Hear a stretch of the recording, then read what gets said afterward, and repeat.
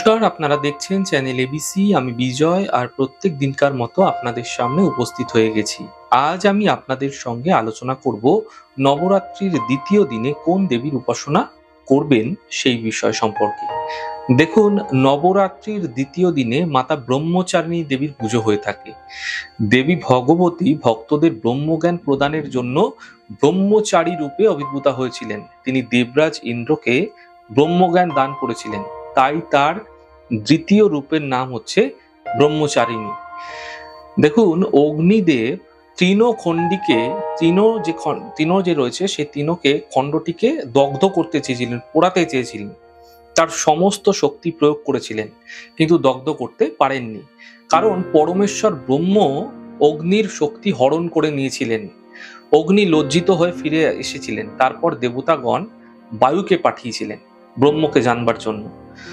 এই যক্ষরূপী ব্রহ্ম বায়ুকে তার পরিচয় ও সামর্থ্যের বিষয় জানতে চাইলেন, এবং বায়ু বললেন যে তিনি বায়ু, তার অপর নাম মাতবিশ্যা, কারণ তিনি আকাশে বিচরণ করেন, তাই তার এই নাম। তার সামর্থ্য বিষয়ে বায়ু বললেন যে জগতের যা কিছু আছে তিনি সব উড়িয়ে দিতে পারেন।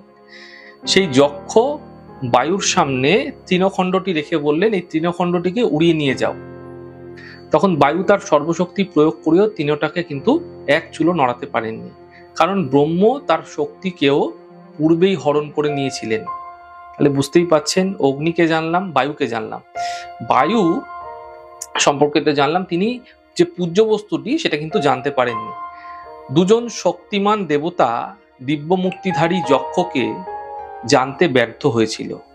তখন দেবতারা দেবরাজ ইন্দ্রকে অনুরোধ করলো যে যক্ষের স্বরূপ জেনে আসার জন্য।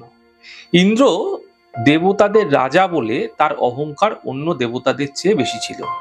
তিনি যক্ষের নিকট হতেই সেই যক্ষ তিরোহত হলেন।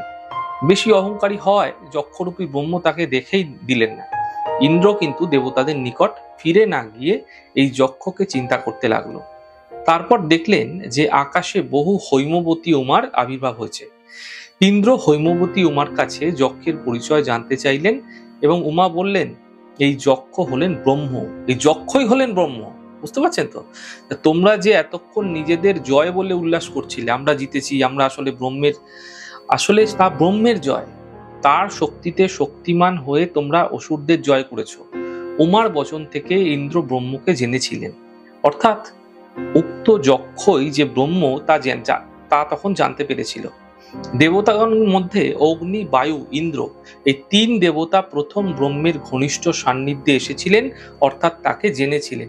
এই জন্য তারা তিনজন অন্য দেবতাদের অপেক্ষা শ্রেষ্ঠত্ব লাভ করেছিলেন, যেহেতু তারা পরবর্তীকালে জানতে পেরেছিলেন।